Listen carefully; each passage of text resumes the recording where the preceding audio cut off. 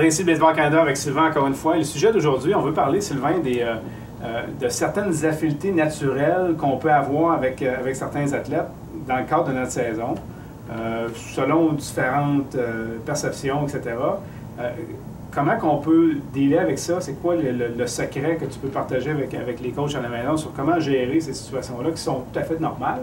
Complètement normal, comme tu mentionnes. Puis on a tous comme entraîneurs certaines facilités avec d'autres humains, d'autres athlètes, d'autres voisins. Ça fait partie de la vie. Il faut juste se rendre compte comme entraîneur qu'on doit avoir la même partialité que tout le monde, puis surtout le même nombre d'approches, etc.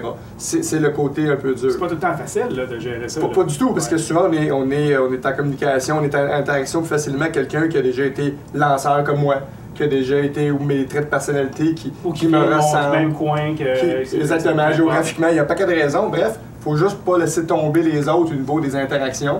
Et que ce soit l'interaction baseball, l'interaction sociale, on parle de l'école, n'importe quoi.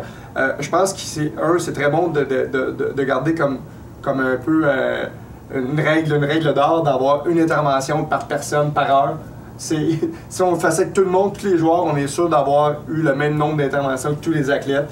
Surtout si on a un feedback positif par athlète aussi qu'on veut véhiculer dans toutes les formations d'entraîneurs qu'on a. Et de faire un roulement aussi avec les entraîneurs.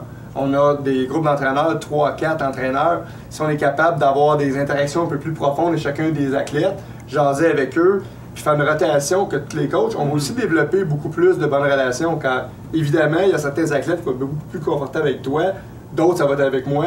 Bien, si on vient chercher le maximum de nos joueurs, de nos joueuses, à ce moment-là, c'est un atout. Là, donc, on reconnaît le problème, qui est un problème naturel, puis en même temps, on trouve des stratégies pour essayer de toucher l'ensemble des athlètes avec qui on travaille. Autre chose qu'on peut faire aussi, que j'ai vu dans le passé, que j'ai déjà essayé avec nos athlètes aussi, c'est chaque matin, lorsqu'on était en camp, par exemple, puis on avait un certain nombre d'athlètes qui venaient déjeuner avec le personnel entraîneur, puis on discutait, comme tu disais tout à l'heure, de tout et de rien. C'est pas seulement autour du baseball, mais ça parle de leur vie en général, leurs études, leur travail, etc.